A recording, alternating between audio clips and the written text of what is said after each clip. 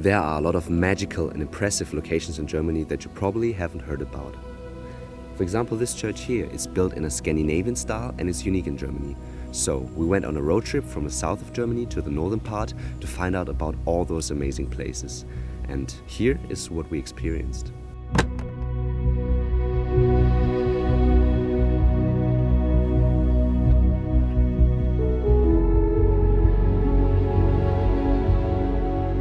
On the first day we got up very early at 5 o'clock in the morning. We only had 2 hours of sleep when we left Freiburg, but we were all very excited to go on a new adventure. There was a lot of preparation that went into this trip, and last week I picked up our motorhome in Bad Waldsee. It's a Hymer Modern Comfort T600 that fits up to 4 persons, the ideal companion for our road trip. So on this trip we are 3 persons. That's Faye. She's a friend of mine and a great photographer, and I met her on another road trip. We didn't see each other for so long, so this trip was a great opportunity. Then this is Sebastian. He's my roommate and you probably won't see him a lot in the video, and that's because he's mostly behind the film camera. And the half-Asian guy here who's struggling to look serious in front of the camera, that's me. So as our first location, I probably chose the most difficult one. Schrecksee is a beautiful lake high up in the Bavarian Alps. The reason why it's still dark here is because we decided to go up for sunrise. Not the wisest decision because we only got 2 hours of sleep. Again. As you can expect, the hike is not an easy one. It takes roughly 3 hours to get up there, and the path is more like a pretty steep uphill slope. The good thing when it's dark is that you can't see how far it's still to go, so you keep on walking and walking. But you can definitely feel it in your legs and in your lungs. As we went higher up, the sky got brighter and we were slowly able to see the scenery around us for the first time. And that's always a pretty intense moment. And when we almost made it to the top, we were observed by some pretty aggressive looking cows, and they started following us. And we were scared that they were going to attack us, but then all of a sudden, this happened. Shortly after, we made it to the lake. And look at this view. We were completely exhausted, but the experience up there was absolutely worth it.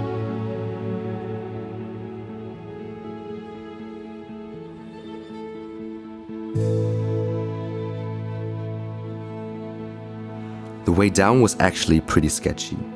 We met the first hikers on half of the way down, and when we arrived at the power plant we were close to falling asleep.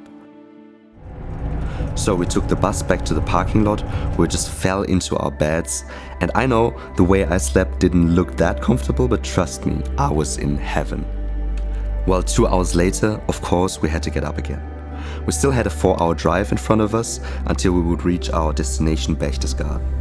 We originally planned to do another hike above the lake that day, but our bones were hurting so much from the previous hike, so we decided to chill out, drink some cider and cook some good food.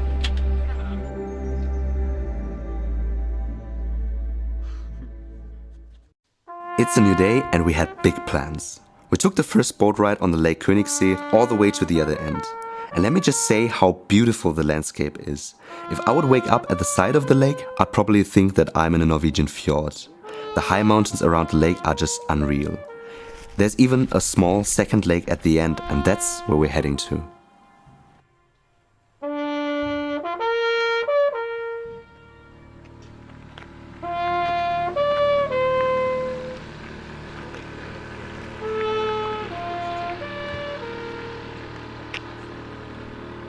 As it became more and more crowded with people, we decided to take the boat halfway back to our main destination, a hidden snow cave. But all of a sudden the weather changed and we were surprised by heavy rain and had to find shelter in a restaurant. Half an hour later, the weather was perfectly sunny again, so we started our hike. It was actually a pretty warm and humid day, but when we arrived at the ice cave, it was freezing. There was ice-cold air coming out of the cave and it started raining again. So we quickly entered the cave, but it wasn't dry inside.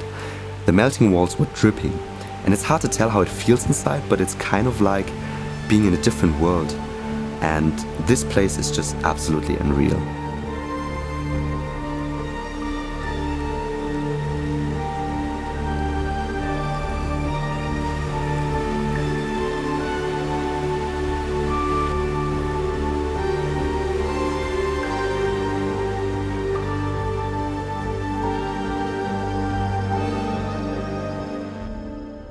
And we were completely soaked and we were shaking. So after a few minutes we went back out again and decided to go back to the car. After this experience, coming back to the car was like coming home. We put up the heating to max and left Berchtesgaden. And then we went further on north. Since we haven't really slept enough in the last nights, we decided to take a rest at the service area at the side of the highway. I know that doesn't sound very romantic, but it was perfectly cozy. We closed all the blinds and we were completely cut off from the outside. We slept for 10 hours and it was just perfect. Our batteries were completely filled up again. We drove on further to Saxony, and on this day's list was something very different. A lost place. We were so happy that it was only a short hike there, and after 5 minutes we arrived at the old abandoned bridge. We did something that we shouldn't do and climbed onto the rail tracks on the bridge. Don't worry, there won't be any trains here.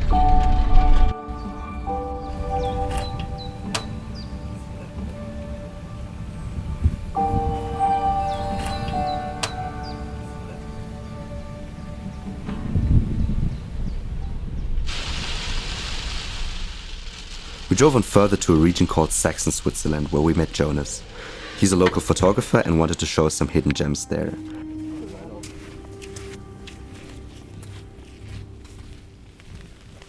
He led us on a narrow path through enchanted canyons, and we had to climb up the rocks on old ladders.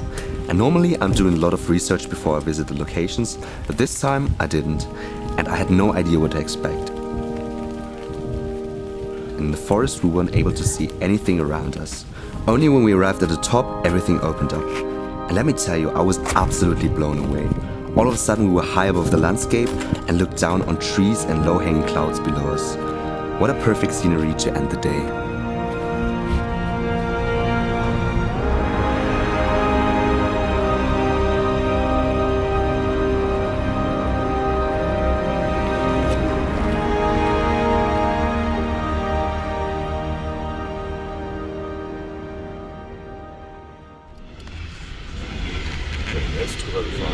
We really enjoyed Saxon Switzerland, and the next day we decided to go to the Bastei Bridge for sunrise.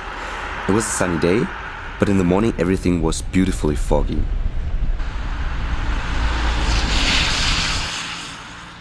Faye stayed in the car because the night was very short again and she was very tired. So Sebastian and I went out to shoot, and little did you know what she missed here. We made it perfectly in time when the sunlight came in. And the fog around us was glowing and everything looked so magical.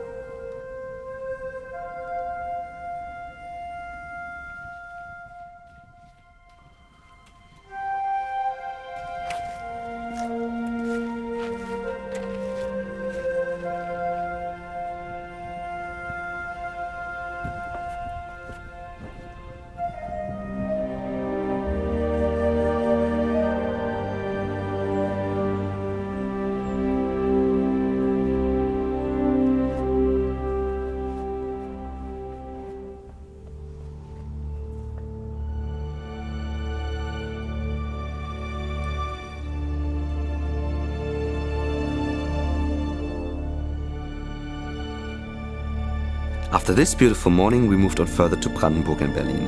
And it feels like most of my childhood friends went to Berlin after school, and someone's always down there for a road trip. So we picked up Konstantin, one of our best friends, and went to a place that's famous for being a film set on a Netflix show.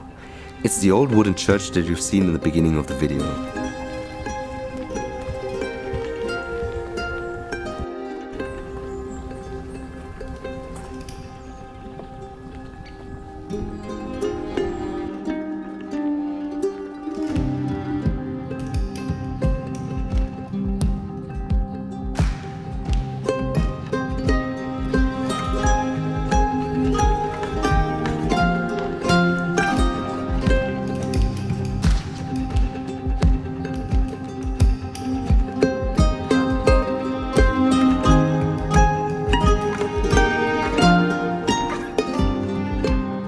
Sadly for Sebastian and Faye, that was the last location. They had to go back home. And so they took the train back from Berlin. And in that 1 week we've seen and experienced so much together that I was really sad to say goodbye. But luckily Konstantin and another friend, Dominic, spontaneously decided to join the last day of the trip. So we picked up some nice street food in Berlin and left for the last spot on this trip, the island Rügen. In the evening we were running a bit late, but we still made it to our last location before it was too dark. And for me, after 1 week, it was time to celebrate this amazing trip. And this was the perfect location for the end. And we've made it, from the southwestern border of Germany to the Baltic Sea.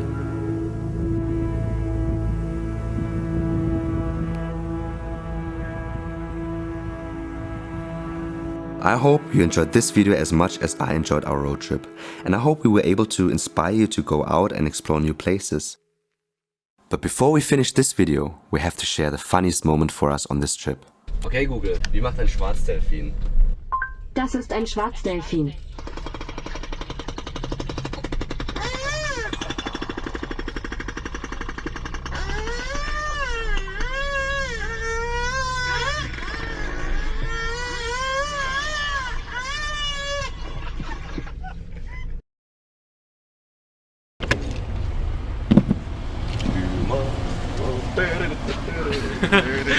Das darf jetzt nicht für alles verwendet werden.